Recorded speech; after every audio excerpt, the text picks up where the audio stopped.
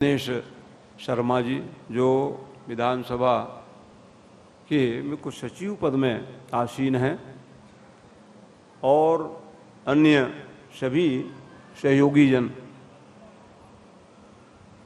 साथ ही साथ में यहाँ पर पधारे हुए भक्तवृंद, मातृशक्तियों तथा आवासीय परिसर में निवासरत ही नहीं समस्त नगरवासी, क्षेत्रवासी और यहाँ पर पधारे हुए शिव महापुराण के दिव्य रसिक श्रोता बंधुओं, श्रद्धामयी, वात्सल्यमयी, ममतामयी, भक्ति शक्ति स्वरूपा माताओं, बहनों तथा मेरे प्यारे बच्चों, भगवान शिव जी की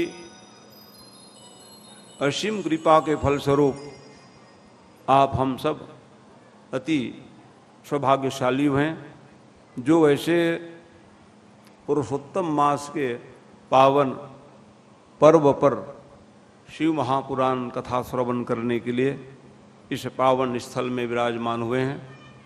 इस शिव का वासई स्थल है, क्योंकि भगवान की जहाँ पर कथा रस प्रभावित होने लग जाए तो वो शिववास स्थान ही माना गया है। ऐसे तो आप सब लोग विराजमान करके रखे ही हैं चंद्रमौलीश्वर भगवान। जो चंद्रमौलीश्वर भगवान आदि गुरु शंकराचार्य जी महाराज ने चारों पीठों में शंकराचार्य जी को प्रदत्त किए, वही चंद्रमौलीश्वर आप लोगों ने स्थापित किए यहाँ पर। चंद्रमौलीश्वर भगवान आज भी जो चार पीठ के शंकराचार्य जी उनके पास विराजमान है वो चंद्रमौलीश्वर नाम ही है उनका, जिसको आप सब लोगों ने यहाँ पर स्थापित कर दिए। बहुत अच्छी ये परंपरा आपने दिया जिन्होंने भी। और हमें शर्मा जी बता रहे थे रास्ते में, कई वर्षों से नहीं ये प्रयास था, कभी कोरोना काल आया तो कभी और कुछ काल आया। ये उत्सव तो होते ही रहते हैं, उत्सव समिति ही है यहाँ। विभिन्न उत्सवों के माध्यम से आप हम सब लोग इकट्ठा होते हैं यहाँ। अच्छी परंपरा है, चाहे गणेश उत्सव हो, दुर्गा देवी की पावन कृपा प्रसाद पाने की विधा हो, लेकिन भगवान चंद्रमौलीश्वर की कथा सुनने की विधा आप सब लोगों के सहयोग से और प्रेम वात्सल्य से आज यह प्रथम बार इस आवासीय परिसर ही नहीं, ये कम्युनिटी हॉल में हम आप सब लोगों को मिला है। बहुत उत्तम विचार है, क्योंकि भगवान शिव जी सबको प्रिय तो है ही हैं, लेकिन भगवान राम जी को ज़्यादा प्रिय है। लिंग थाप करी विधिवत पूजा, शिव समान प्रिय मोही न दूजा। राम जी कह रहे हैं, भगवान राम परब्रह्म परमात्मा है और अवतारी हैं वो, लेकिन वो अवतार धारण करने वाले परब्रह्म परमात्मा भी किन्हीं से प्रेम करते हैं, वो भगवान शिव हैं। और शिव माने कल्याण के द्योतक हैं। वो कल्याणगामी व्यक्ति शिव की उपासना करें। और विशेष बात और है इसमें कि अभी श्रावण मास के पावन पर्व में हम लोग उपासना कर रहे हैं, और श्रावण मास माने शिव को और प्रिय है। श्रावण मास में और उसमें और एक बहुत दिव्य पर्व जुड़ गया जिसको पुरुषोत्तम महीना कहा गया है। पुरुषोत्तम महीना का मतलब ये है, भगवान कृष्ण ने ही अपना नाम दिया। भगवान कृष्ण का नाम पुरुषोत्तम। इस महीना को कोई लेने के लिए तैयार नहीं हुए। समस्या आ गई देव समाज में और रोते बिलखते महीना पहुंच गए। और जैसे पहुंचे तो कहा क्या बात है, मेरे कोई नहीं है। कहा बस वही तो मैं माने आप हम एक ही कह रहे हैं भगवान के पास कि हमारे कोई नहीं। लेकिन संसारी जीव बहुत मान लेते हैं कि हमारे बहुत हैं, इसलिए हम लोग पिछड़ जाते हैं। और भगवान के पास जाकर के हमारे कोई नहीं है ये कह देवे तो जीवन धन्य हो जावे। इसलिए पुरुषोत्तम मास नाम दिया भगवान ने। आप कह रहे हैं हमारे कोई नहीं है और मेरे सामीप्यता में आप आ गए हैं, तो आपको चिंता करने की बात नहीं, आइए मैं अपना लेता हूं। इसी कारण से वो पर्व पुरुषोत्तम महीना के रूप में हमें आपको 3 वर्षों के उपरांत हमको मिलता है, जिसका 9 दिवसीय कथा प्रसंग में आप सब लोग अपने जीवन को धन्य बनाने के लिए यहाँ पर उपस्थित हुए हैं। और उसमें विशेष आग्रह सम्माननीय शर्मा जी का था कि कम से कम 2 सोमवार पड़ जावे, कहा ये भी आपकी भावना को, इसीलिए कहा भैया देखो 7 दिवसीय तो सब सुन ही रहे हो आप लोग शिव पुराण, कम के 9 दिवसीय होनी चाहिए, कहा मैंने 7 दिन में तो पारायण ही सम्यक रूप से नहीं हो पाता है। 24,000 श्लोक है इसमें, है 24,000 श्लोक शिव महापुराण में, 7 संहिता में परिणित है और 464 अध्याय है इसमें। और इसको पूर्ण करने में 9 दिन भी कम पड़ जावे, इसलिए कहा भैया सम्यक रूप से जब पारायण नहीं होगा तो शिव पुराण कैसे सिद्ध करोगे आप, है? यही प्रयास में विचार विमर्श के बाद में 9 दिवसीय आयोजन है, जिसमें आप आइए। आज का यह मंगलाचरण दिवस हमारे आप सब लोगों ने कल्याणकारी हो, इसी पवित्र भावना के साथ में ले चलो। शिव महापुराण की महिमा सुन लेवे, क्योंकि महिमा को नहीं जानोगे तो प्रेम कहाँ से करोगे आप। किसी कथा या किसी देवी देवताओं की महिमा जानना परम जरूरी है। बिना महिमा जाने प्रेम नहीं होगा, और प्रेम नहीं होगा तो फिर कथा समझ में कहाँ से आएगी। किसकी कथा सुनने के लिए बैठे हैं, इसकी क्या महिमा है जान कि जाने बिनान होई प्रतीति बिनु परितीति होई नहीं प्रीति। कैसा प्रेम हो, प्रेम माने दृढ़ प्रेम होना चाहिए, दृढ़ प्रेम हो किसी देवी देवता पर, पुराण आदि की महिमा के प्रति हमें दृढ़ प्रेम होना चाहिए, तब जाकर के जीवन मंगलमय होता है। यूं तो पुराणों की महिमा देवी देवताओं की महिमा को जानेंगे, लेकिन हम आप अपने ही महिमा जान ले तो पर्याप्त है।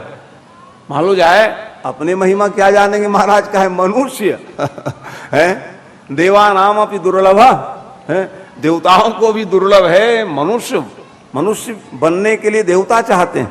वायुचंदी देवा गिल गीत कहानी, क्या कामना करते देवता कि हमें भारत देश में अवतार लेने का अवसर मिल जाए। ये है भारत देश, धन्यास्य भारत भूमि भाग। ये भारत भूमि धन्य है, जहां देवता भी लालायित रहते हैं, और उसमें हम लोग क्या बन करके आए, मनुष्य बन करके आए। मनुष्य माने अमृतस्य पुत्रः कहा गया, कुछ सामान्य थोड़ी ना है। ऋषि मुनियों के जितने सब, जैसे कहेंगे आपका गोत्र क्या है, तो आप ऋषि मुनि गौरव पूर्वक बताते हैं, तो अमृतस्य पुत्रः। इसलिए मनुष्य अपनी महिमा को जानने का प्रयास करें। दुर्लभो मानवो देहराम क्षण भंगुर तत्रापि दुर्लभो मन्ने वैकुंठम प्रिय दर्शनम। माने हम लोग कितने सौभाग्यशाली हैं।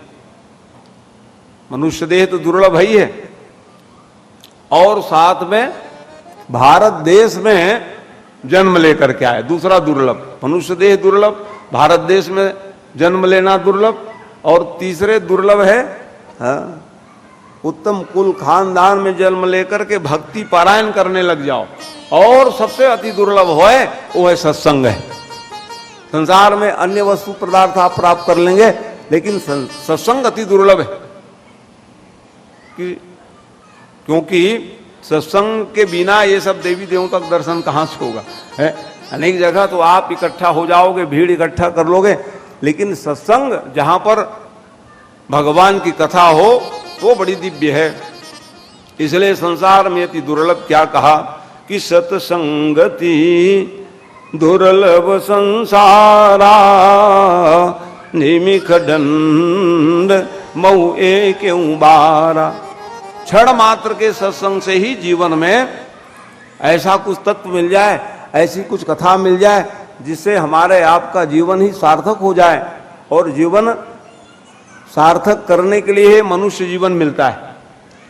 मनुष्य जीवन का अर्थ क्या है? न पुनर्जन्म, फिर से जन्म लेना ना पड़े, उसका नाम मनुष्य जीव है। क्योंकि हम लोग कितने बार जन्म लिए, कितने बार मर गए, पुनरपि जननम पुनरपि मरणम, यही क्रम चलते रहेगा क्या? इसलिए भगवान ने कृपा करके हमको आपको मनुष्य बना दिए। जाओ भैया अंतिम है कहा है? अनेक योनियों में भटकते भटकते जीव भगवान कृपा प्राप्त करने के बाद में मनुष्य देह प्राप्त करते हैं। उसको हमने आपने सबने प्राप्त किए हैं। इसलिए इसकी महिमा जरूर जान जाओ कि मनुष्य देह क्यों मिला। विचार करते रहिए आप भाजी जरा ये मन में विचारो, क्या करने आए कर क्या रहे हो, क्या साथ लाए क्या ले चलोगे। तो क्या लेके आओ, क्या लेके जाओगे, तो आप जानते ही हैं। स्विग्गी लोग कथा सुन रहे हैं आप सब, है? विचार जरूर करनी चाहिए। मनुष्य देह प्राप्त करने के बाद जाए सदा साथ उन्हें पुकारो, गोविंद दामोदर माधवेति। जिस देवी देवता के प्रति आप आस्थान्वित हैं उसको पुकारते रहिए, जिससे आपका जीवन मंगलमय हो जाए। आपका मंगलमय जीवन के लिए पुनः भगवान से शिव भोलेनाथ को मनाते हुए आइए आपके श्रद्धा को मैं व्यासपीठ से स्मरण करते हुए ले चलूं भगवान शिव जी की कथा की ओर। तो शिव महापुराण के महात्म्य में 7 अध्याय, 7 अध्याय शिव महिमा को जानने के लिए। कि जैसे श्रीमद् भागवत महापुराण में खट अध्याय कहते हैं, 6 अध्याय। देवी भागवत की महिमा सुनने के लिए चलोगे तो 6 अध्याय, लेकिन शिव महापुराण में 7 अध्याय में कथा वर्णन की गई। तो इनके आदि आचार्य तो भगवान शंकर ही है। शिव पुराण के आचार्य कौन है? भगवान शंकर ही है, शिव जी। लेकिन वेद व्यास भगवान को बड़ा ही दिव्य ज्ञान प्राप्त हुआ। अनेक पुराण की रचना करते करते वेद व्यास भगवान ने शिव पुराण की रचना की। और उसके बाद भगवान वेद व्यास ने सूत जी महाराज जी को आशीर्वाद प्रदान कर दिए। तो देखो भगवान शंकर जी शिव महापुराण किनसे सुनाए जी? तो कहे नंदीश्वर जी को ज्ञान प्रदान किए उन्होंने। और वेद व्यास भगवान ने सनक सनंदन सनातन सनत कुमार जी को कथा सुनाए। और सूत जी महाराज सौनक इत्यादि ऋषियों को कथा सुनाए। संवाद की भाव में जब भक्त इच्छा करते हैं तो भगवान भी वर्णन करने लग गए शिव पुराण को। तो साक्षात भगवान का स्वरूप ही शिव पुराण है। भगवान शंकर ही शिव पुराण है, शिव पुराण ही शंकर है, जान लो। वक्ता भी वही है? और समय आने पर सुनने भी बैठ जाते हैं, भोलेनाथ, भी जान लो है? भगवान की कथा के प्रति इतना प्रेम है भगवान शिव जी को, समय आने पर वो वक्ता भी बन जाते हैं और हाँ श्रद्धान्वित होकर के सुनने भी लग जाते हैं। ये भगवान शंकर जी की है। तो शिव पुराण क्या है? साक्षात भगवान का स्वरूप ही शिव महापुराण है। इस कारण से आज शिव महापुराण और कलिकाल में विशेष कह दिए, इसलिए अभी शिव महापुराण की कथा इतने रूप में सब बड़े से बड़े विद्वान सब बोध करा रहे हैं, शिव पुराण की महिमा गा रहे हैं, अनेक स्थलों में समायोजन कर रहे हैं शिव की। क्योंकि कलयुग के समस्त दूसरों को भी शमन करने की कोई शक्ति है, वो है शिव जी में है। शिव की कथा में शमनम करोति शंकरम लिखा अंत में महापुराण में। क्या क्या समन करेंगे भगवान शंकर के? आधिदैविक, आधभौतिक, आध्यात्मिक, त्रिविध प्रकार के तापों को भी समन कर दें। और संसार में जो जन्म मरण का जो है जन्म मरण का भी छुटकारा दिला दें भगवान, वो शिव है। शिव का मतलब है क्या है? शिव माने कल्याण, कल्याणगामी व्यक्ति को शिव की आराधना करनी चाहिए। तो ऐसे कौन जीव हो जिसको कल्याण नहीं होना है? शिव का अर्थ क्या है? कल्याण स्वरूप, कल्याण के द्योतक है भगवान शिव।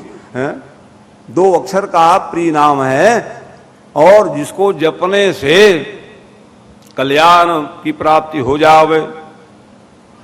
अनंत अनंतानंद ब्रह्मांड में अनंतानंद जीव हैं, अनंतानंद देवताएं हैं, सबकी आराधना तो आप करते रहिए, लेकिन भगवान शंकर की उपासना नहीं करोगे तो लाभ नहीं मिलने वाली। इसलिए क्या लिख रहे हैं कि इच्छित फल बिन शिव जब राधे अवलह इन कोटि यज्ञ जप साधे। अनेक उपासना कर लीजिए आप, लेकिन भगवान की उपासना शिव जी के नहीं करेंगे, इसलिए घर घर शिव जी। ऐसा कोई घर नहीं है जहां भगवान शिव जी का, भगवान शिव जी के मूर्ति साकार रूप में, लिंग रूप में 8 प्रकार के धातु हैं, उसमें आप लिंग स्थापना करके पूजन करते आ रहे हैं। और श्रावण महीना ही नहीं, अन्य मासों में भी पार्थेश्वर का और विशेष महिमा। तो ये इसी कारण से उपासना कम। आप स्नान करने आओगे, स्नान करके आओगे तो भगवान शंकर जी को आप स्नान जरूर कराओगे, क्योंकि आपका स्नान करना सार्थक कब होगा जी? कहा हम भगवान को नहलाएंगे तब सार्थक होगा। कोई कहे कि हम स्नान क्यों किए हैं, तो कहा इसलिए किए आप कि भगवान को नहलाने के अधिकार मिल गया है आप, तो आपका नहाना सार्थक हो गया। उसी प्रकार से जैसे माताएं भोजन बनाती हैं,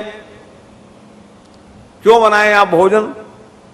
तो कहे भगवान को भोग लगाने के लिए, तो आपका भोजन बनाना भी सार्थक हो जाएगा। माने भगवान से जुड़ने की विधा क्या है?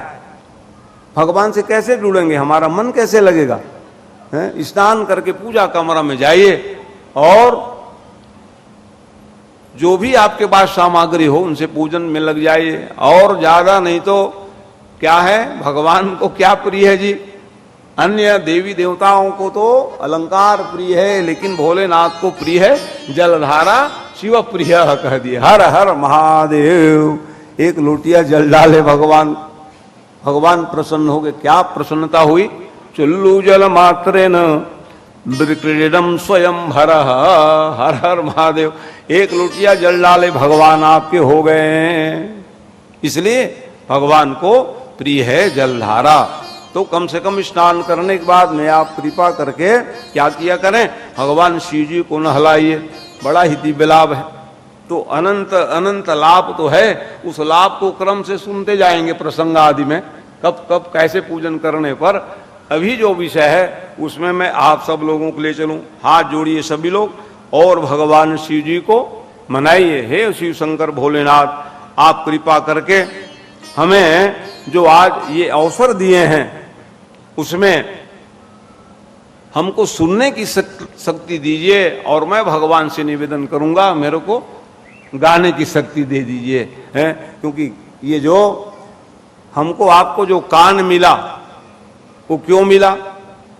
और यो तो प्रत्येक जो अंग है भगवान की दी हुई प्रसादी है, और प्रत्येक अंग का अलग अलग सब काम है कि वाणी गुणानुकथने श्रवणौ कथायां हस्तौ च कर्मश मनस्तव पादयोर्नः। वाणी क्यों दिया? कहा कि भगवान के गुणानुवाद गाने के लिए। कान क्यों दिए महाराज? कथा सुनने के लिए दिए। हाँ, इसलिए मान लो जाए कान है, कान तो सभी के पास में है, लेकिन हम लोगों के कान जो है इसलिए ये है कि श्रवणवंत असको जग माही और जाहि न रघुपति चरित सुहाई। ऐसे कौन से कान वाले प्राणी हो जो भगवान कथा प्रिय न लगे? इसलिए यदि प्रिय न लगे तो फिर वो कान क्यों बनाए? भगवान पृथु अवतार में आए तो भगवान की कथा सुनने के लिए 10,000 कान मांग लिए। बताओ, हम लोग तो 2 ही कान से परेशान रहते हैं। वो भगवान के अवतार है, क्यों मांग लिए 10,000 कान? क्योंकि लोगों को बताने के लिए, इस कारण से। और सुनते रहिए, जीवन को शिवमय बनाइए और जीवन को कथामय बनाने का प्रयास करना चाहिए जीवात्मा को, ताकि हम सुनते रहें। किस प्रकार से सुनते रहें कि जैसे कान अतृप्त रहें तब तो सुने ना कहें, अतृप्त रखिए। क्योंकि देखो, जिसकी ऐसी भावना हो जाए, माने कान को आप समुद्र बना लीजिए कह रहे हैं। क्या बात करते महाराज, कान को कैसे समुद्र बनाओगे आप? हैं, 1 चम्मच जल डालोगे छलक जाएगी वो। और समुद्र ऐसा है कि आने दो, ऐसा कोई जगह नहीं है, ऐसा कोई नदी नहाने की जल नहीं है जहां समुद्र में न जावे। कभी बाढ़ नहीं आई समुद्र में का। इसलिए जिनके श्रवण समुद्र समाना और कथा तुम्हारी सुभग सरिनाना, भर ही निरंतर हो ही न पूरे, तीन के हृदय करहूं गृह रूरे। मतलब क्या? कान को जो भगवान कथा सुनने के लिए दिव्य बना लेते हैं तो जान लो, हाँ, वो उनके ये हृदय में भगवान बस जाते हैं का। और भगवान बसाने की 14 कार्य है, लेकिन 14 कार्य नहीं कर सकते, 2 ही काम कर लो। कथा सुनने के लिए बैठ जाओ, कान को लगाओ, पहला काम। और दूसरा काम क्या है? भोजन बन गया, भगवान को पवाओ। वस्त्र आभूषण पहना है, भगवान को पहना लो। ऐसे यदि आपकी भावना हो गए, जान लो आपके घर में डेरा डालेंगे भगवान, क्योंकि अच्छा अच्छा खाने को मिलता है, अच्छा अच्छा आभूषण कपड़ा पहनने को मिलता है भगवान को। है तुम ही निवेदित भोजन करई, प्रभु प्रसाद पटभूषण धरई। ऐसे जब भावना को आप दिव्य बनाएंगे, जान लो भगवान आपके यहाँ निवास करने लग जाओ। तो उसी के अनुगमन करने वाले आपके विधानसभा परिसर आवासी लोग हैं। इसी कारण से भगवान का यह मंगलमय पदार्पण हुआ है। तो आइए भगवान को ध्यान कर लें। शिव जी आद्यंत मंगल मजा, हाथ जोड़िए सभी लोग। ये समान भाव मार्यम तमीश मजरा मर्मात्मदेवं पंचाननं प्रवलपं च विनोदशीलं संभावे मनसि शंकरमं विकेशम। बोलो शाम सदा श्रीरुद्र भगवान की जय। तो आइए सबका मनोरथ शंकर भगवान पूर्ण करें। इसी भाव के साथ में मन को ले चलें। हम आप सब शिव महापुराण की महिमा को जानने का प्रयास करें। तो एक समय की बात है, नैमिषारण्य पावन क्षेत्र में नैमिषारण्य की भी बड़ी महिमा है, क्योंकि कलयुग के आगमन पर ऋषि मुनि महात्मा सब व्याकुल हो गए। और व्याकुल होकर के ब्रह्मा जी के पास में पहुंच गए। तो जैसे ब्रह्मा जी के पास में पहुंचे, क्या बात है ऋषि मुनि महात्मा, आप लोग कैसे आए हो? तो कहा महाराज बड़ी स्थिति खराब है। क्या हुआ? कहा कलयुग लगा है और कली के प्रभाव से हम संसार में दुष्कर्म करने वाले से स्थिति देख रहे हो महाराज। तो आपको क्या परेशानी महाराज? कहा तो हमारा एक ही परेशानी है कि हम ये चाहते हैं जीव का कल्याण कैसे हो। देवता विचार करने लग गए, हम लोग तो अपना कल्याण कर लेंगे महाराज, लेकिन हमको चिंता है तो जीवों की, क्योंकि संसार में कोई जीव है और वो भगवान उनसे प्रेम करने वाले हैं। भगवान का ही शब्द है कि सब मम प्रिय शब मम उपजाए शबते मोही मनुजयति भाय। मनुष्य अति प्रिय महाराज, और मनुष्य अपने कर्म को परित्याग करके अधर्म करने में लग गए हैं। इसलिए प्रभु आपके शरण में आए, आप रक्षा कीजिए। संसार की रक्षा कैसे होगी? तो उन्होंने कहा ऐसा करो, ये चक्र ले जाओ कहा, और चक्र को ले जाकर के जैसे ही आप प्रस्थान कीजिएगा पीछे पीछे चलना, और जिस स्थान में चक्र की गति रुक जाए वो बड़ा दिव्य क्षेत्र है, वहां फिर आप लोग लगा लेना आसन है। अनेक संत मनीषी महात्मा इस बात को सुनकर के उस चक्र के पीछे पीछे गए, और जाने के बाद में वो चक्र वही नैमिषारण्य क्षेत्र में उसकी गति रुक गई। और जैसे ही गति रुक गई तो ऋषि मुनि महात्मा सब वहां ध्यान लगाने लग गए, कोई उपासना करने लग गए। ऐसे ही समय में सूत जी महाराज का आगमन हुआ। सूत जी महाराज अयोनिज उत्पन्न हुए हैं और वेद व्यास भगवान से दीक्षित है। वो वेद व्यास भगवान ने कहा आपका काम है पुराण का सम्यक रूप से मैंने तेरे को उपदेश दिया है, अतएव हमारे तुम शिष्य हो, पुराण सुनाइए सबको कहा। और जैसे ही सूत जी महाराज को आते देख करके सौनक इत्यादि 88,000 ऋषियों खड़े होकर के अभिवादन किए, और अभिवादन करने के बाद में प्रार्थना करने लग गए।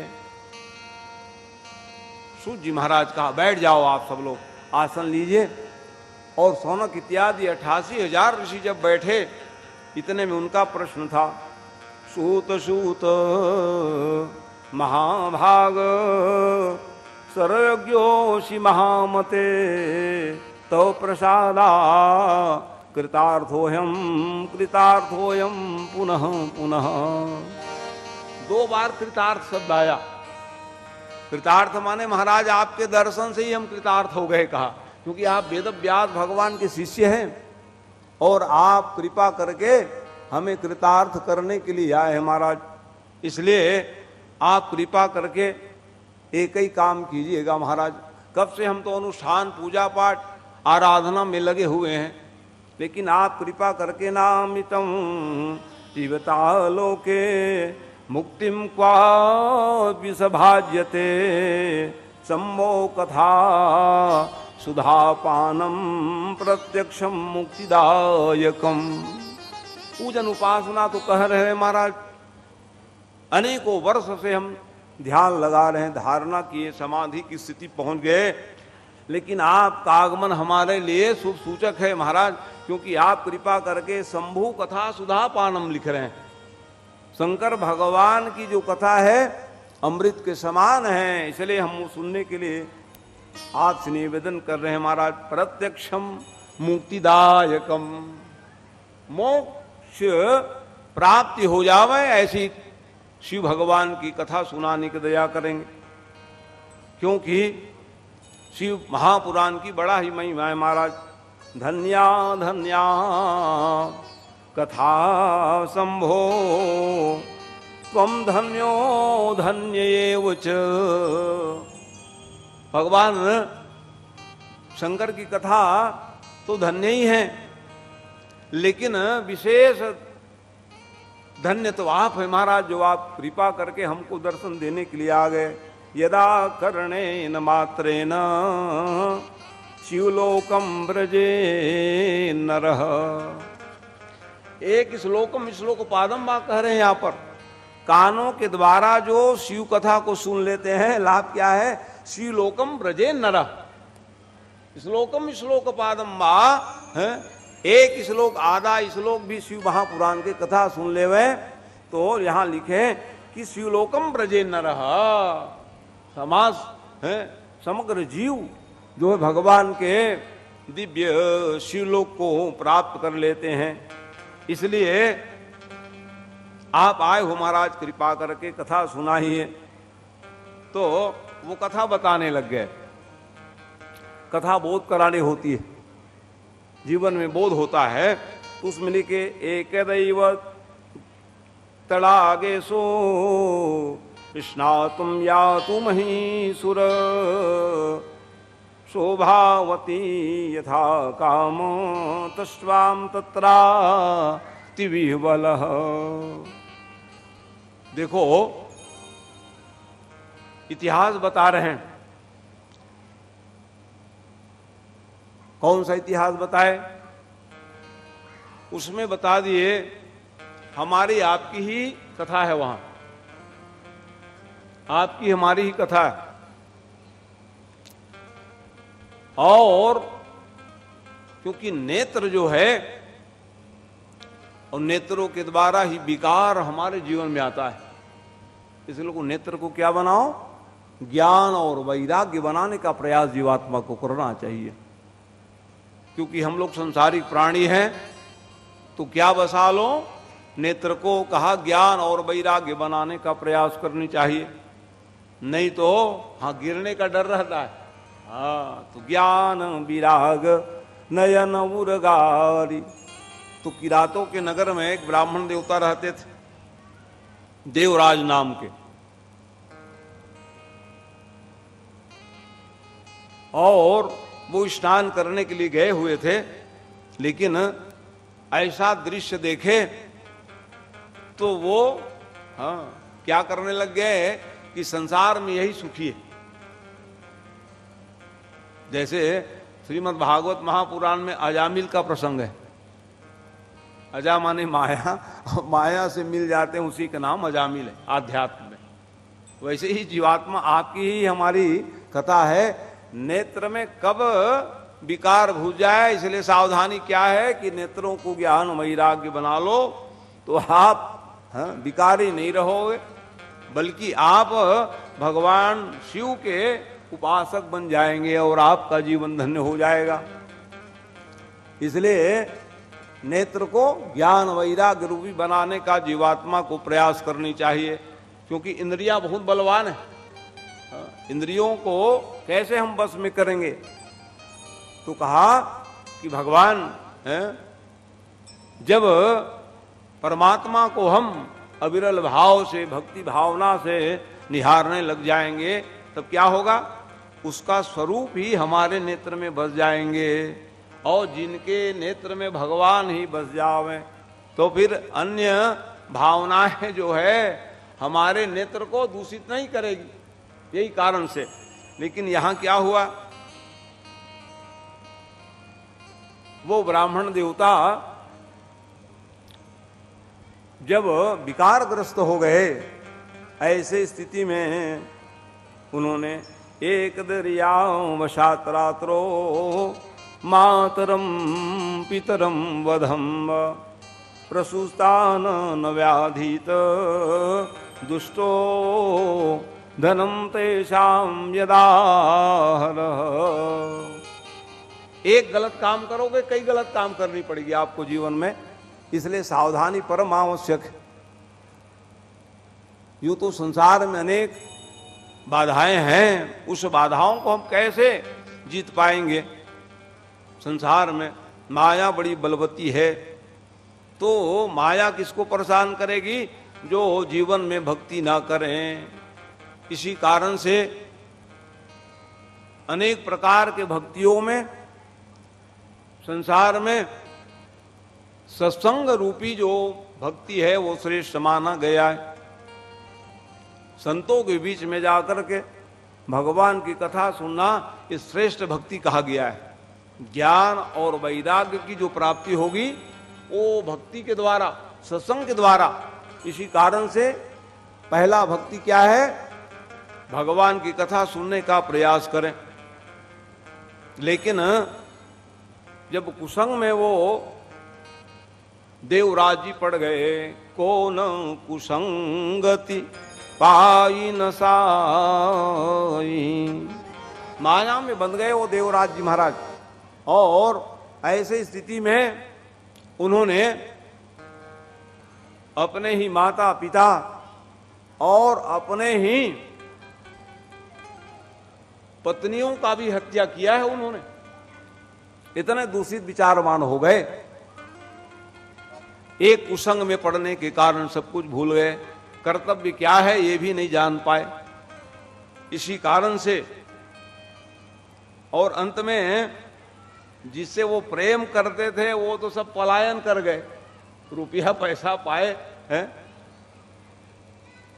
लेकिन पश्चाताप करने लगे मैंने क्या किया। और दुखी मन से सब परित्याग करते हुए वो देवराज जी महाराज प्रयागराज में पहुंच गए। और जैसे ही प्रयागराज में पहुंचे, अनेक संत महात्मा सब विराजमान थे और विराजमान होकर के सावन का महीना था, वहां पर शिव पुराण अविरल भाव से सब कथा सुना रहे थे संत मनीषी महात्मा। और जैसे ही वो देवराज जी पहुंचे वहां, दय योग से उनको बुखार आ गई, पीड़ित हो गए वो। अब पीड़ित हो गए तो इच्छा नहीं थी तो भी बैठ गए, क्या करते हो, इच्छा नहीं थी तो भी अब सोए रह गए, उठने और चलने की स्थिति नहीं रही।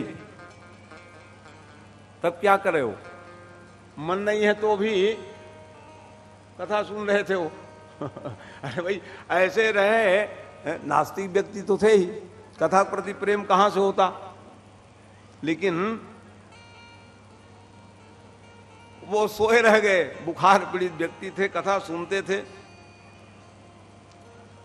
अनेक विद्वान सब शिव महापुराण की गाथा को सुनाए जा रहे हैं, इच्छा नहीं है तो भी सुनने लग गए। अब ऐसे स्थिति में 1 महीना का शिव पुराण था वो, 1 महीना सावन पर चले। उनकी इच्छा नहीं थी कि मैं जाऊं, कि प्रयागराज जाऊं, कि काशी बनारस जाऊं। हर प्रकार से जब परेशान हो गए तो निकल पड़े थे। और कहा गया कि काश्या मरणान मुक्ति ही, माँ गंगे तो दर्शनात् मुक्ति ही, गंगा के दर्शन से मुक्ति हो जाए। इसलिए संत अमलात्मा महापुरुष अंत में काशी वास करते हैं। तो कहीं सुने हुए बात भी काम ही आता है, सत्संग तो कभी सुने नहीं थे, तो हर प्रकार से परेशान हो गए। इसलिए वो गए थे देवराज जी महाराज, और जाते ही अनेक प्रकार के कष्ट प्राप्त करने लग गए, पड़े रह गए। 1 महीना तक भगवान शिव जी के दिव्य कथा को निरंतर सुने। और जब भगवान के नाम सुनते सुनते या भगवान के नाम लेते लेते जिसकी मृत्यु हो जावे, कि जाओ कर नाम मरथ मुख आवा, अधमई होई मुकुति श्रुति गावा। वो भगवान का नाम लेते लेते प्राण निकल जावे, अथवा भगवान की कथा सुनते सुनते प्राण निकल जावे, तो जीव धन्य होते हैं। इस कारण से जब वो देवराज जी महाराज प्राण पयान समये कफ बात पित्ते, ऐसी स्थिति में जब मृत्यु को प्राप्त हुए, यमराज के दूत उन्हें बांध करके ले गए। और उस स्थिति में भगवान शंकर जी ने कृपा करके अपने पार्षदों को भेज दिए उनके लिए कि शिव पुराण सुनने की क्या महिमा है बताना चाह रहे हैं। वेद व्यास भगवान कहते हैं कि जब ये शिव भगवान के पार्षद ही पहुंच गए, अनजाने में भी आप भगवान शिव जी की उपासना करेंगे तो भी बड़ा ही लाभ है। इस कारण से जब पार्षद और यमराज के दूतों से चर्चा होने लग गई, यमराज के दूतों ने कहा कि महाराज हम इनको लेने के लिए आए हैं। शिव के दूत पार्षद सब कहने लगे महाराज आखिर ये तो भगवान की कथा श्रवण करते करते देह उत्सर्ग किए हैं, इसलिए वो भगवान शिव के अति प्रिय हो गए, इस कारण से हम लेने के लिए आए। ऐसे ही समय में यमलोक में हलचल मच गई और यमलोक में हलचल मच गई कि क्या कारण है महाराज, जिसको हम लेने के लिए आए उसको आप छुड़ा दिए हो। तो कहा भैया अंतिम समय में जो भगवत चिंतन करते हैं, स्मरण करते हैं, मनन करते हैं, उसका सतत कल्याण हो, भगवान शिव जी करते हैं। अतः ये जो है कैलाश के अधिकारी हो गए। तब जाकर के यमराज जी के पास में चर्चा किए, धर्मराज के पास में चर्चा हुई तो पार्षदों ने कहा कि महाराज आप ये बतावें कि हम किनको लावें किनको ना लावें। तो कहा कि जो भगवान के नाम स्मरण नहीं करते हैं, भगवान की कथाओं को अपने श्रवण इंद्रिया के द्वारा जो नहीं सुनते हैं, वही सब नरक के अधिकारी हैं। जीवान वक्त भगवत गुण नामधेयम चेत स्मरति तत् चरणारविंदम कृष्णाननो नयति अक्षर एकदापि। एक बार भी भगवान शिव जी का नाम ना लिया हो, भगवान कृष्ण राम का जो स्मरण नहीं किए हो, वही जो है नरक के अधिकारी हैं। इस कारण से भगवान के जो नाम लिए रहते हैं, मनन किए रहते, स्मरण किए रहते हैं कथा के द्वारा, वे सब भगवान शंकर की कृपा के द्वारा, भगवान विष्णु की कृपा के द्वारा, भगवती पराम्बा की कृपा के द्वारा मुक्ति को प्राप्त कर लेते हैं। इस कारण से अनजाने में भी किए हुए देवराज जी महाराज का वो सत्संग जो है बड़ा ही कारगर हुआ, जिसके द्वारा वो भगवान शिव के अति प्रिय हो गए और कैलाश में भगवान के गण रूप में परिणित हुए। इसलिए भगवान बताओ अनजाने में इस प्रकार से सत्संग करने का इतना बड़ा दिव्य लाभ है, लेकिन हम श्रद्धा और प्रेम विश्वास से करेंगे तो अनंत लाभ है। इसी कारण से आप सब लोग परम सौभाग्यशाली हैं जो भगवान शिव जी की कथा सुनने के लिए यहाँ पर विराजमान हुए। बोलो श्याम सदा शिव रुद्र भगवान की जय। तो आइए महात्मा की कथा के अंतर्गत पुनः सूत जी महाराज शौनक इत्यादि के प्रश्न करने पर बताने लग गए। शौनक इत्यादि 88,000 ऋषि जो नैमिषारण्य क्षेत्र में विराजमान थे, प्रश्न करने लग गए कि हे सूत महाप्राज्ञ सर्वसिद्धान्वित प्रभो आख्याहि में कथासारम पुराणानां विशेषतः। शिव भगवान की दिव्य महिमा को आप बताने की कृपा करेंगे महाराज। कथा जो सार है उसको आप कृपा करके वर्णन कीजिए, हमें सुनने की बड़ी जिज्ञासा है। सूत जी महाराज काल ब्याल महात्राश विध्वंस करमुत्तमं शैवं पुराण परमं शिवनोक्तम पुरा मुने। भगवान शिव जी की अनंत महिमा है और उस अनंत ब्रह्मांड नायक परमात्मा के महिमा को सुनने की जो आपने जिज्ञासा रखे हो, आप परम सौभाग्यशाली हैं। इसलिए यह शिव पुराण जो है, भगवान वेद व्यास की बड़ी ही कृपा है। और वेद व्यास भगवान माने भगवान विष्णु के ही अवतार हैं, और अवतार का भी प्रयोजन होता है। वेद व्यास भगवान पुराण के रचना करने के लिए अवतार धारण करके आए संसार में, और 18 पुराण 18 उप पुराण और 18 अवपुराण को लिख करके हमारे लिए धरोहर दिए। तो जो शिव पुराण है, एक समय अमलात्मा संत मनीषी के स्वरूप में विद्यमान सनत सनंदन सनातन सनत कुमार जी महाराज ने कृपा करके वेद व्यास भगवान से विनती किए, तब जाकर के उन्होंने शिव महापुराण की रचना किए। इसलिए मैं आप लोगों को सब शिव महापुराण की महात्मा को पहले सुनाऊंगा, उसके बाद शिव महापुराण की कथा सुनाऊंगा। आप प्रार्थना किए हो कि कथा सुनाइए, तो क्रमेण मैं सुनाऊंगा।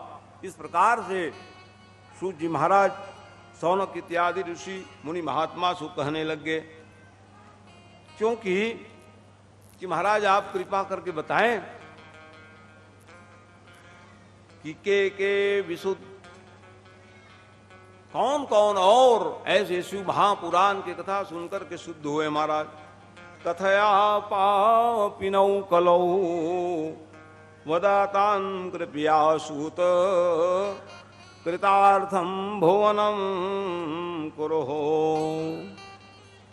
और कौन कौन लोग इस महापुराण को श्रवण करके अपने जीवन को धन्य बनाए महाराज, एक कृपा करके बताने की दया करेंगे। तब जाकर के सूत जी महाराज कथा बताने लग गए। पुराणास्य पुण्यस्य महापातकनाशनम भुक्ति मुक्तिम प्रदम चैव शिव संतोष हेतुकम। इस महापुराण के सुनने से अनेक प्रकार के आप ताप संताप सब मिट जाए, और अंत में पुराण सुनने का फल है भोग और मोक्ष दोनों मिल जाए। ऐसे शिव पुराण की महिमा है, जिसको मैं आप सब लोगों को बता रहा हूं। ऐसा संबोधन करते हुए सूत जी महाराज सौनक इत्यादि ऋषियों से कथा बताने लग गए। समुद्र के किनारे एक वास्कल नाम के ग्राम में अनेक लोग सब निवास करते थे, सभी समाज के लोग निवास करते थे। और उस वास्कल नाम के ग्राम में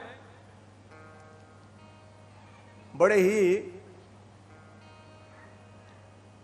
भक्त शिरोमणि भगवान शिव जी के, जैसे यहां पर चंद्रमौलीश्वर भगवान का मूर्ति है, वहां भी इसी प्रकार से भगवान भोलेनाथ का बड़े ही दिव्य प्रतिमा स्थापित किए। सब गांव वालों ने पूजन आराधना करने लग गए। तो संसार में अनेक प्रकार के जीव हैं,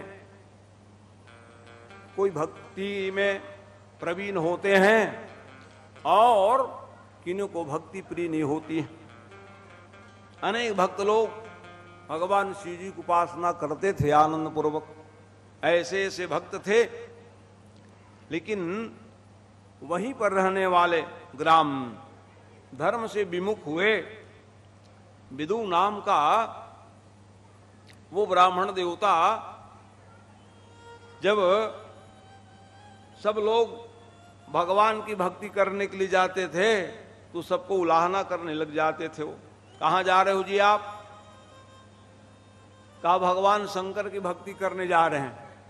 कि आज भी ऐसे ऐसे व्यक्ति हैं जो शंकर से विमुख होना चाहते हैं। तो आप शंकर से विमुख हो जाओगे तो फिर आपकी गति और मुक्ति कैसे होगी? इसलिए भगवान शंकर की उपासना परम आवश्यक है। लेकिन उनकी जो धर्म पत्नी थी चंचुला नाम की, वो बड़ी भक्ति थी। बहुत ही भक्ति भाव से भगवान शिव जी की उपासना करें और भगवान शंकर के पास में जाकर के मनावें। कम से कम इनकी मति बुद्धि और अंत में भगवान भोलेनाथ इनको मुक्ति दे देना। बात मानने के लिए तैयार ही ना हो, लेकिन बार बार जब उपासना करने के लिए जावे तो मना करे, लेकिन वो माने ना। क्योंकि माताएं की भक्ति सराहनीय है। इस कारण से वो चंचुला देवी जो है भगवान शिव जी की उपासना निरंतर करने लग गई। लेकिन पति देव कब सुधरेंगे, बड़ी चिंतित हो गई वो चंचुला देवी। समय व्यतीत होने लग गए। ऐसे स्थिति में पति देव अनैतिक कर्म करने लग गए। बहुत समझाने के बाद भी वो नहीं माने। इस स्थिति में धर्म की साधना करना चंचुला के लिए परम आवश्यक थी। क्योंकि पति देव की तो मृत्यु हो गई और मृत्यु हो जाने के बाद में वो नरक में भी प्रस्थान कर गए। नरक कौन जाते हैं? जिनके जीवन में ऐसे विचार आ जावें। ऐसे विचार आ जावें, सुगति की पावई परित्रियगामी। पराई स्त्री से प्रेम करोगे तो आपकी गति बिगड़ जाएगी, मुक्ति नहीं होगी। इसी कारण से वो विदुंग जो है मृत्यु को प्राप्त हो जाने के बाद में नरकगामी हो गए। लेकिन चंचुला देवी के लिए उस समय साधना करने की आवश्यकता थी। पति के मृत्यु हो जाने के बाद में जो पातिव्रत धर्म की पालन करें वो ही सती हैं। वो पालन नहीं कर पाई चंचुला देवी। पातिव्रत धर्म ही माता की बड़ी शक्ति है।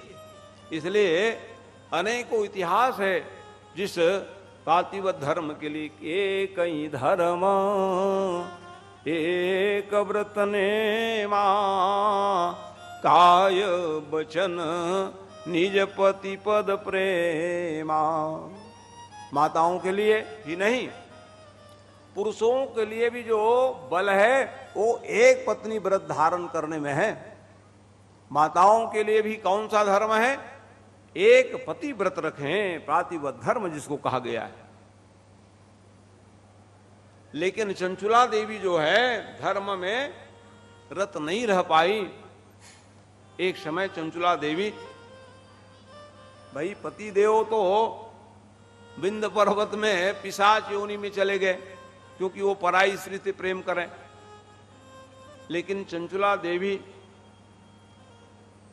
जब गांव के जितने सब थे माघ महीने में सब जाने लगे तीर्थ। और माघ महीने में विशेष करके तीर्थों के राजा प्रयागराज हैं। प्रयागराज में सब लोग दर्शन करने के लिए जाते हैं, स्नान करने के लिए जाते हैं। बड़ा ही महिमा है। माघ महीने में अधिकांश मकर का सूर्य होता है जिसको मकर संक्रांति कहा गया है। ऐसे समय में मकर स्नान करने का बड़ा ही फल है। और वहां हम ही आप लोग बस नहीं जाते, वहां जाने के लिए देवता भी चले जाते हैं। और स्नान करके अपने जीवन को सार्थक बनाते हैं। माघ मकर रवि गत जब होई, तीर्थ पति आव सब कोई। सब लोग आते हैं वहां प्रयागराज में, देवता भी आते हैं, यक्ष किन्नर गंधर्व, हम आप सब तो जाते ही हैं। ये सभी लोग डुबकी लगाने का प्रयास करते हैं, करना भी चाहिए। तो समस्त ग्रामवासी सब जाने लग गए वहां, बांसकल ग्रामवासी। तो कहा कि हम भी चलें। ऐसा विचार करके ये चंचुला देवी भी प्रयाग में स्नान करने के लिए प्रस्थान करी सबके साथ में। लेकिन वो बात जब वहां पर जाए, अब सब लोग गए, जाने के बाद वह क्या देख रहे हैं कि एक स्थान में विद्वान ब्राह्मण देवता व्यासपीठ में बैठ करके प्रवचन कर रहे थे। तो जिज्ञासा हो गई, गांव बस्ती सभी लोग जो गए हुए थे कथा स्थल में बैठ गए। और कथा स्थल में बैठे तो प्रसंग ऐसा था, कौन सा प्रसंग हमारे जीवन में काम आ जावे, इसलिए सत्संग की बड़ा ही महिमा है। तो वो नरक वर्णन चल रहा था। विद्वान कथा में बता रहे थे कि कौन व्यक्ति नरक जाते हैं और कौन स्वर्ग जाते हैं, यही कथा प्रसंग हो वहां पर बता रहे थे विद्वान ब्राह्मण देवता व्यास बीच में बैठ करके। तो चाहे वो देवी पुराण हो, शिव पुराण हो, श्रीमद् भागवत महापुराण हो, चाहे रामचरितमानस पढ़ लीजिए आप, वहां वर्णन है, नरकों का वर्णन है। कौन व्यक्ति कौन कर्म से नरक में गिर पड़ते हैं, ये कथा हो रही थी। और जैसे ही प्रसंग आया, जो माताएं जो हैं अपने पातिव्रत धर्म में नहीं रहती हैं, अंततो गतवा ऐसे नरक में गिरा दी जाती है जो जीवन भर तकलीफ कष्ट प्राप्त करते हैं। कथा सुन करके व्याकुल हो गई हो, अब हमें तो नरक ही जाना पड़ेगा, अब हम कैसे बचे नरक से। कथा समाप्ति हो जाने के बाद में वो चंचुला देवी जो थी, वो विद्वान ब्राह्मण के निवास स्थान में पहुंच गए, व्यास जी के पास में। और व्यास जी के पास में जा करके निवेदन करने लगे, महाराज आप कृपा करके बताइए, आप कथा सुना रहे थे ना कि वो पाप का प्रायश्चित क्या है महाराज, कहा। तो विद्वान बताने लग गए, देखो विपत्ति आने पर भी धर्म का पालन आप करते रहें, यही आपके लिए धर्म है, उसी का नाम तपस्या है। इसी कारण से आज भी हमारी माताएं पति वियोग हो जाने के बाद में सतीत्व को धारण करती हैं, तभी ये पृथ्वी टिका हुआ है। आज भी हमारी माताएं सती रूप में हैं, सतीत्व को धारण करती हैं। 7 लोग पृथ्वी को धारण किए हुए हैं, आज भी दानशील व्यक्ति हैं, अनेक प्रकार के संत मनीषी साधक हैं। इसी कारण से ये जो पृथ्वी टिकी हुई है। तो जो माताएं सती हो हैं, वो विपत्ति में भी धर्म का पालन करें, उसी का नाम सुतप है। लेकिन विषय वासना में जो बंधे हुए जीव होते हैं, इन सब बातों को नहीं जान पाते। तो महाराज हमसे भूल हो गई, आप हमारी उद्धार कीजिए। तो कहा भूल हो गई हो तो आप प्रायश्चित कर लो, फिर से वही गलती न दोहराइए, आपका कल्याण हो जाएगा। है? इसी का नाम तो प्रायश्चित है। जीवन में हम गलती ऊपर गलती करे जा रहे हैं, लेकिन उस गलत कार्य के प्रति हमें पश्चाताप नहीं होगी तो हमारे जीवन में सुधार कहां से आएगा। इसलिए आप जो है संकल्प लीजिए कि आज से हम ऐसे गलत कार्य नहीं करेंगे, आपका जीवन सुधर जाएगा। तो महाराज आप ही संकल्प करा दीजिए। विद्वान ब्राह्मण ने कहा संकल्प करते हुए कि जाओ जाओ, आज के बाद से तो बिल्कुल गलती नहीं करिएगा और सत्संग में डुबकी लगाते रहिए, क्योंकि पश्चाताप का नाम ही प्रायश्चित है। गलत कार्य के प्रति जब हम पश्चाताप न करें तो जीवन नहीं सुधरता। आपकी जीवन मंगलमय हो। ब्राह्मण देवता ने चंचुला देवी को आशीर्वाद दी और अंत में उनकी भी मृत्यु हो गई, चंचुला देवी की। जब मृत्यु हो जाने के बाद में वो सदा भक्ति करने लग गई, जो हुई सो ही, आगे वो गलती जीवन में नहीं करी। और जब उनकी मृत्यु हुई तो सीधा भगवान शिव जी की उपासना करे वो नित्य चंचुला देवी। स्नान करावें, चंदन भस्म लगावें, बेल पत्र अर्पण करें, धूप दीप नैवेद्य से नित्य पूजा करती थी वो पार्थेश्वर भगवान शंकर की। तो परिणाम क्या हुआ? सत्कर्म का फल कभी न कभी मिलता है। आज उस सत्कर्म के द्वारा दिव्य ज्ञान हो जाने के बाद उन्होंने जीवन में गलती नहीं की। मृत्यु प्राप्त हो जाने के बाद में सीधा उन्हें शिव भगवान के दिव्य धाम में वो कैलाश लोक की प्राप्त हो गई। बोलो शंकर भगवान की जय। और जैसे ही वो वहां पर गई तो कहते हैं भगवान शंकर के धाम में पहुंच करके जैसे ही शिव पार्वती अर्धनारीश्वर रूप में देखी, वो दंडवत प्रणाम किए हैं वहां जाकर। तो उनकी भावना को देख करके पार्वती मैया वो चंचुला देवी को सखी ही बना ली अपने। और जैसे ही अब सखी बन गई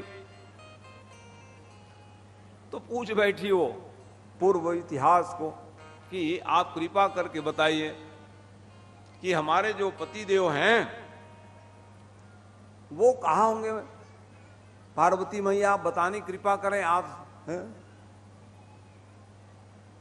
देखो पत्नी की भावना क्या थी कि हमारे पति देव को, अरे हमें तो वाला हर प्रकार से सुख है, हम कैलाश में निवास करने लग गए, पार्वती मैया हमें सखी बना ली, लेकिन हमारे पति देव कहाँ होंगे, ये जिज्ञासा की पार्वती मैया के पास में। और जैसे जिज्ञासा की तो पार्वती मैया ध्यान लगा करके देखी कि आपके पति देव तो ओहो विंध्य पर्वत में पिशाच योनि को प्राप्त हो गए हैं, क्योंकि अधर्म किए। आप जैसे पातिव्रत धर्म धारण करने वाले पत्नी को त्याग करके पराई पत्नी से प्रेम किए और मृत्यु को प्राप्त हो गए। इसी कारण से वो पिशाच योनि में तड़प रहे हैं। सब कुछ तो है लेकिन वो भोजन प्राप्त नहीं कर पा रहे हैं, फल भी नहीं प्राप्त कर पा रहे हैं, पानी भी नहीं प्राप्त कर पा रहे हैं।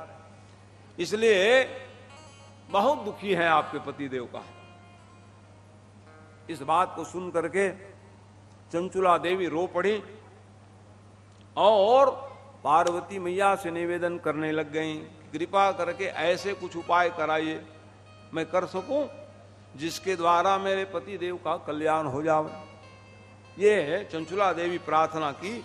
प्रार्थना करने पर पार्वती मैया ने कहा देखो उपाय एक ही है आपके पति देव की मुक्ति का, वो क्या है? तो कहे शिव महापुराण की कथा उन्होंने सुनाई। तो कैसे होगी महाराज? मां आप ही बताइए। कहा इस स्थिति में स्वयं पार्वती मैया उनके पति देव को शाश्वत कल्याण कराने के लिए तुमरो नामक महात्मा को बुलाए और महात्मा से कहे जाओ आप विंध्य पर्वत में, और विंध्य पर्वत में जाकर के आप शिव पुराण की कथा सुनाइए, संकल्प कराइए। ऐसे स्थिति में स्वयं चंचुला देवी अपने पति देव के कल्याण प्राप्ति के साधन रूप में भगवान शिव जी की दिव्य जब कथा सुनने के लिए बैठ गई, संकल्प की, उस पुराण के श्रवण करने के द्वारा वह भी जो पिशाच योनि को समाप्ति करके भगवान शिवलोक में वास किए। बोलो शंकर भगवान की जय। क्योंकि ये भगवान शिव जी को जो कथा है, शिवलोकम ब्रजे नरः, जाने अनजाने में भी भगवान शिव जी की जो कथा को श्रवण कर लेते हैं, वो अपने जीवन को धन्य बना लेते हैं। तो जिस प्रकार से ये जो पिशाच योनि में पड़े हुए थे, वो भगवान शिव जी के प्रिय हो गए। तो एक जने पार्वती मैया के सखी और दूसरे भगवान शंकर के सेवक बन करके कैलाश में दिव्य धाम को प्राप्त किए। तो माने जाने अनजाने भगवान शिव जी की उपासना कर लें, उन्हें भी वो दिव्य ज्ञान के द्वारा वो व्यक्ति मुक्ति के अधिकारी हो जाते हैं। इसी कारण से श्रद्धान्वित होकर के भगवान के जो शरण में आ जाते हैं, कथा से जुड़ जाते हैं, उसका जीवन शाश्वत मंगलमय होता है। आगे कथा बताते हुए सूत जी महाराज सौनक इत्यादि ऋषियों से कहने लग गए, सुनो सौनक ऋषियों, ये जो कथा शिव जी की आप सब श्रवण करने की जो भाव रखे हैं, सुनिए। तो सौनक इत्यादि ऋषि कहने लगे, महाराज इस कथा को कब करानी चाहिए, शिव महापुराण की कथा, और क्या क्या नियम है महाराज, श्रोता का कर्तव्य क्या है और वक्ता का भी कर्तव्य क्या है महाराज, ये बताने की दया करेंगे। तो वैसे प्रश्नों को सुनकर के सूत जी महाराज बताने लगे, देखो ये तो शिव महापुराण जो है, ऐसे तो नित्य वाचन करिए, एक अध्याय 2 अध्याय जब समय मिल जाए, एक श्लोक आधा श्लोक बड़ा ही पुण्यदायी है। और यदि मान लो जाए इच्छा हो गई कि सम्यक रूप से कथा सुननी है, तो सबसे पहले विद्वानों के पास में जाकर के मुहूर्त की चयन करनी चाहिए। ये नियम बताए कब सुननी चाहिए महाराज। यो तो हर महीना भगवान शिव जी को प्रिय है, और विशेष करके मान लो जाए श्रावण में मिल जाए तो सर्वश्रेष्ठ कहा गया है। श्रावण महीना में भगवान शिव जी कथा सुनने के लिए मिल जाए, अति दुर्लभ कहा गया है। शुभ वार में प्रारंभ करें, हो सके तो ज्यादा से ज्यादा विचार करनी चाहिए, शिववास में भगवान शंकर की उपासना प्रारंभ करनी चाहिए। शिववास, क्योंकि वार का बड़ा ही महत्व है। जिस दिन भगवान की हम कथा सुनने की जिज्ञासा रख रहे हो, जैसे उपासना में हवन करने के लिए क्या वास देखना चाहिए, तो कहा अग्निवास देखना चाहिए। उसी प्रकार से भगवान शिव जी की कथा सुननी हो तो क्या देखनी चाहिए महाराज, तो कहे शिववास देखनी चाहिए। महामृत्युंजय जाप करानी हो, आराधना करनी हो तो शिववास का अवलोकन करना चाहिए। क्योंकि शंकर भगवान कहाँ निवास कर रहे हैं, तो शंकर भगवान का निवास पृथ्वी लोक में हो तो और श्रेष्ठ माना गया है। इसलिए शिववास का जरूर चिंतन करना चाहिए कि भगवान शंकर जी का निवास कहाँ पे है। ये मुहूर्त जांचने का है कि भगवान शंकर का निवास है, क्योंकि भगवान अधिकांश कहते हैं स्मशान घाट में रहते हैं, कि कैलाश में है, कि भोजनालय में है, कि कीड़ा कर रहे हैं भगवान। तो ऐसे समय में उपासना करोगे तो कैसे फल मिलेगा का। इसलिए शुभारंभ में भगवान शिव जी का वास पृथ्वी लोक में हो, वो उत्तम माना गया है। इस कारण से या पार्वती गौरी के संग में हो तो और श्रेष्ठ माना गया है। गौरी सामीप्य, दोनों का आशीर्वाद मिल जाएगा, ये मतलब है। शंकर भगवान का भी आशीर्वाद मिल जाए और पार्वती मैया का आशीर्वाद मिल जाए। इस कारण से इसका मुहूर्त चयन करनी चाहिए। उसके बाद वर्णम पंच विप्राणाम कहा, 5 ब्राह्मणों का वर्ण हो,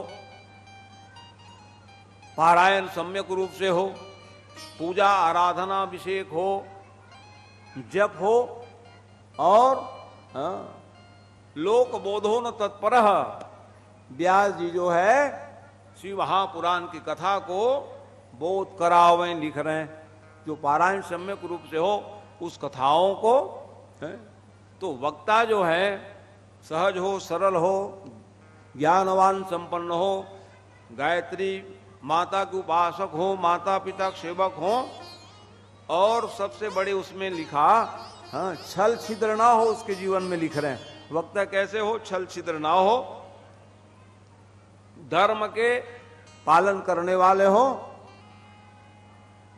और कहे कि लोभी ना हो, लिख दिए वहां, लोभ ना हो। ऐसे वक्ताओं का चयन करनी चाहिए। व्यासपीठ में ये लिखा। वक्ता का तो नियम और श्रोता का नियम बता रहे हैं। वक्ता को चाहिए कि नित्य नैमित्तिक कर्म करते हुए संयम का पालन करें, कहा। ब्रह्मचर्य अधसूत्रम पत्रावल्यम च भोजनम। ब्रह्मचर्य का पालन करें, हो सके तो पत्तल में फलाहार भोजन। ऐसा लिखा। क्या क्या लेना चाहिए महाराज? घृतम पानम पयम पानम, घी दूध। लेकिन अब हम लोग पचा पाएंगे तब है, इसलिए ये तो लिख दिए नियम। इसलिए लिखा शरीर माध्यम खलधर्म सेवनम। शरीर स्वस्थ रहे इसका भी ध्यान रखिए आप। ऐसा उपास कोई काम का नहीं है जो शरीर अस्वस्थ हो जावे। इसलिए एक समय फलाहार और दूसरे रात्रि काल में भोजन ले सकते हैं। अल्पाहारी लिखा, ये जरूर। क्यों लिखे जी? गरिष्ठ अन्न न लो, गरिष्ठ अन्न लोगे तो बार बार आपको उठना पड़ेगा, तो फिर कथा नहीं सुन पाओगे। ये लिखा इसलिए कहा है जो सहज में पच जावे ये ऐसा भोजन लेना चाहिए है। यहां तक इसमें लिखा तामसी पदार्थ का सेवन ना करे।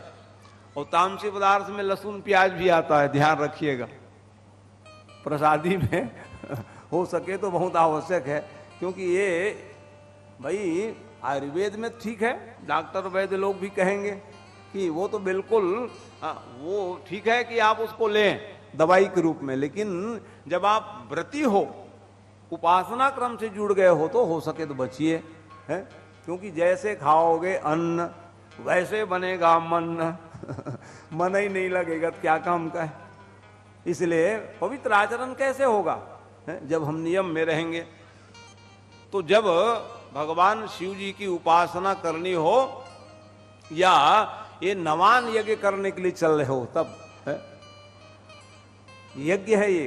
कौन सा यज्ञ महाराज? काकू तो आप यज्ञ में तो आहुति दी जाती है, लेकिन ये कौन सा यज्ञ है? ज्ञान यज्ञ है महापुराण। तो ज्ञान यज्ञ को कैसे आहुति देनी चाहिए? तो कहे कानों के द्वारा। कानों के द्वारा हम श्रवण करेंगे तो कहां पहुंच जाएगी वो? हृदय में। तो उसका फिर हमको लाभ लेना है, कहा है।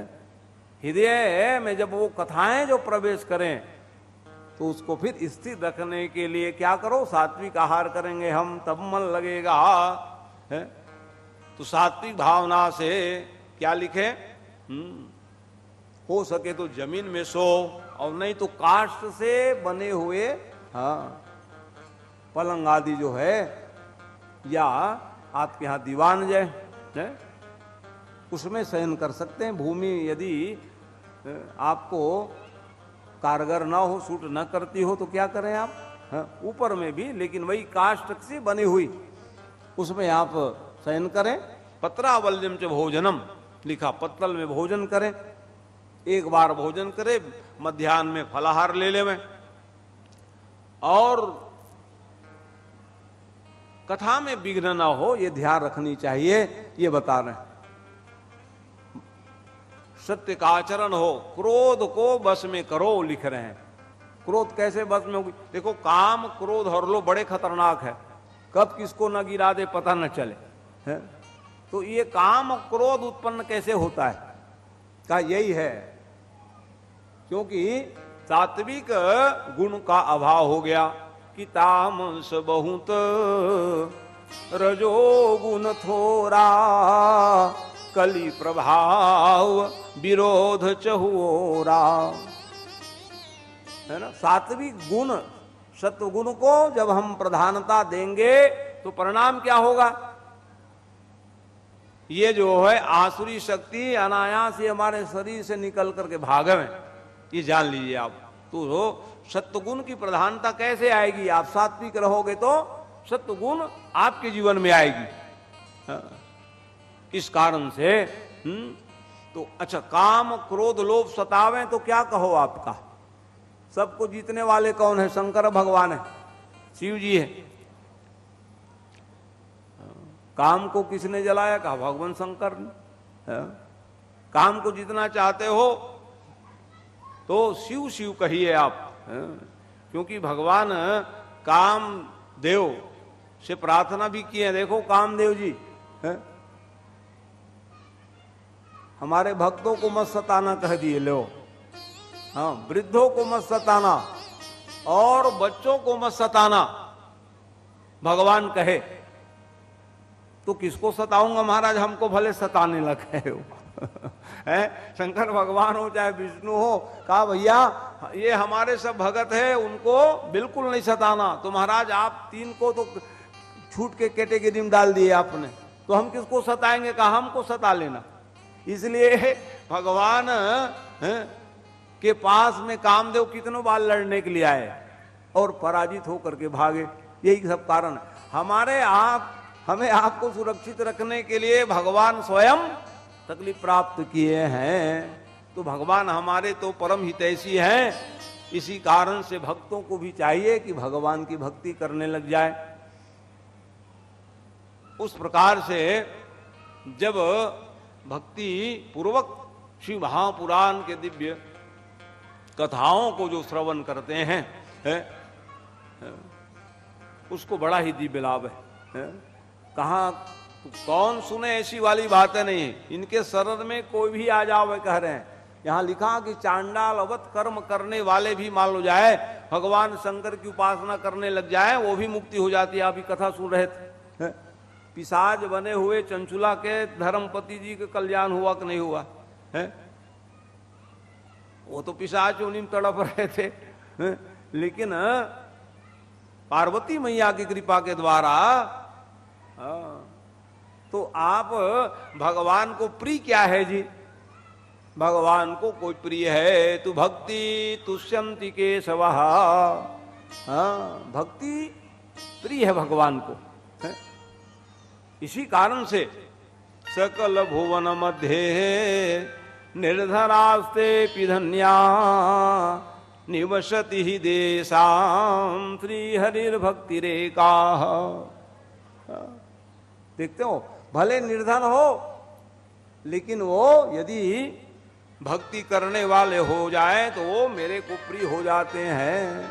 वो ये नहीं देख रहे हैं कि आपके पास क्या है, भगवान को क्या प्रिय है। भगतिवंत अति नीचहु प्राणी मोहि प्राण प्रिय असजिय जानी। भक्तिवंत जो जीवन में आ जाए, भक्ति करने वाले हो जाए, भगवान उनसे बहुत ही प्रेम करने वाले हैं। भगवान को प्रसन्न करना चाहते हो तो भक्ति करिए। तो प्रश्न उठता है, भक्ति हम कहाँ से प्राप्त करेंगे महाराज?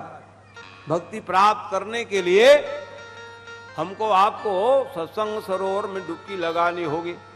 जब तक के सत्संग सरोवर में डुबकी नहीं लगाएंगे तो फिर भक्ति जागृति कहाँ होगी, भक्ति प्राप्ति कहाँ होगी? इसलिए लिख रहे हैं कि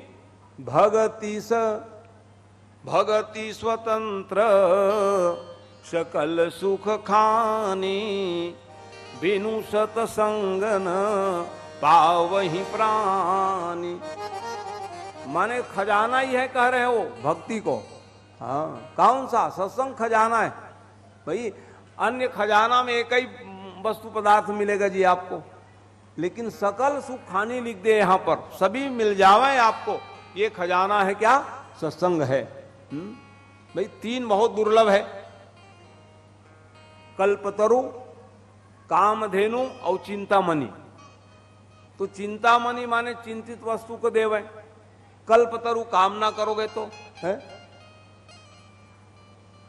तो। लेकिन ये तो एक एक चीज को देने वाले हैं। लेकिन सतामि संगम सकलम प्रसूते, सत्संग वो है जो सबको एक ही जगह दे देवे कहा। इसी कारण से जो शिव पुराण के माध्यम से सत्संग में आवाहन करते हैं उसका जीवन मंगल में होता है। तो उसमें ये नहीं लिखा है कि आज की विधा में भी महाराज शिव पुराण कथा कराएंगे तो किस प्रकार से करानी चाहिए, बजट क्या रहेगा, ये नहीं लिखा वहां। जैसे हम लोग उत्सव मनाते हैं ना, वैसे उत्सव मनाने के लिए लिख दिए। यहां द्रव्य साध्य नहीं है। बहुत लोगों के पास धन रुपया पैसा है, कमी थोड़ी ना। लेकिन हाँ, कब आपको हमको सुनने को मिलेगा कि भाग्योदयेन बहुजन्म समर्जितेन सत्संगमं च लभते पुरुषो यदा वै। भाग्योदय से ही कथा सुनने के लिए मिलेगी आपको, जान लो। ये संभव नहीं है। तो जान लो तो महाराज भाग्योदय कब होगा? ज्योतिषी के पास में जाओगे कहेंगे महाराज आप अमुक सन में आपका भाग्योदय होगा। लेकिन ये जो पुराण का वचन क्या है, आपका भाग्योदय कब हुआ? जब आप कथा सुनने के लिए बैठ गए का। कथा सुनने के लिए बैठ जाना ही भाग्योदय सूचक कहा गया है। यही है आपके भाग्य है। बिना भाग्योदय के कथा सुलभ नहीं होगी, सत्संग सुलभ नहीं होगी, ये जान लीजिए।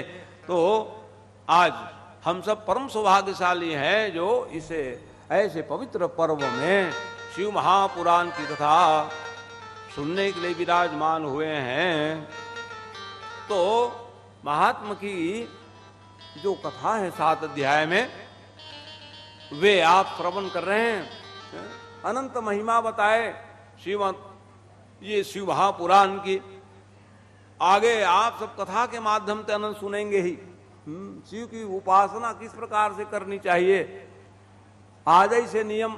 यूं तो आप लोग सब सुविज्ञ जन कथा सुन रहे हो, सभी लोग भक्त हो और ज्ञानी भी हो। इसलिए तो भगवान शंकर की उपासना में वो तो राजोपचार षोडशोपचार है, पूजा की विधा जो है पंचोपचार से भी है। लेकिन सब उपचार में क्या श्रेष्ठ है? कहा भाव। हाँ, भाव से भगवान को गुड़ शक्कर भी भोग लगाओगे, भगवान प्रसन्न हो जाएंगे, जान लो है। उतना ही फल मिलेगा जितना आप ये सब नैवेद्य लगाए हो। भगवान को प्रसन्न करना चाहते हो तो क्या हो? भावना पवित्र होनी चाहिए कि भाव अवश्य भगवान किसके बस में हो जाए? सुख निधान करुणा भवन। क्या क्या त्यागना पड़ेगा? तजी ममता मदमान भजहि कोटि सीता रवन। मोह ममता को परित्याग करके जब हम भगवान को भाव से भजेंगे तब भगवान की शिव की भक्ति प्राप्त हो जाएगी। और जिसको शिव भक्ति रूपी मणि मिल जावे, राम भक्ति रूपी मणि मिल जावे। भक्ति क्या है? मणि। राम भक्ति मणिउर बस जाके दुख लवलेशन सपन हुता के। सपना में भी दुख ना आवे ये लिख रहे हैं। तो कौन से मणि ले लो? भक्ति रूपी मणि को जो धारण कर लेते हैं तो क्या होगा जी? उसके आपके जो हृदय में अज्ञान है, अंधकार है, वो समाप्त हो जावे। जिसके हृदय में अंधकार समाप्त हो जावे तो फिर प्रकाश हो जाए सब। तो प्रकाश में सभी दिखने लग जाएंगे आपको भगवान शिव जी का साक्षात मूर्ति, और फिर आप निहाल हो जाओगे। तो सबके हृदय में भगवान शंकर का निवास हो और यही व्यास पीर से भगवान से निवेदन करते हुए, वाणी तो भगवान की है, हम आप सब भगवान की है। और कल से फिर आप सब प्रातः सत्र में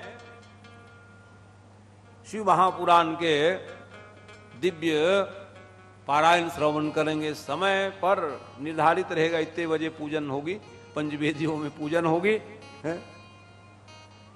और उसके बाद फिर प्रवचन का समय सबके हित में रखते हुए, सबके हित को ध्यान में रखते हुए 4 बजे से मैंने पढ़ा, 4 से 7 बजे का समय है। तो समय तो भगवान की दी हुई है, भगवान ने समय दिए तो हम अधिक से अधिक कथा सुन सकें, अधिक से अधिक हम सुना सकें, ऐसे भगवान से हम प्रार्थना करते हुए भगवान के चरणों में अपने वाणी को समर्पित करते हुए समस्त भक्तों के लिए, आप सब लोगों के लिए भगवान से प्रार्थना करते हैं कि आपका मन वचन कर्म परमात्मा के चरणों में लग जाए और आपका जीवन सार्थक हो। यही कहते हुए हर हर हर महादेव।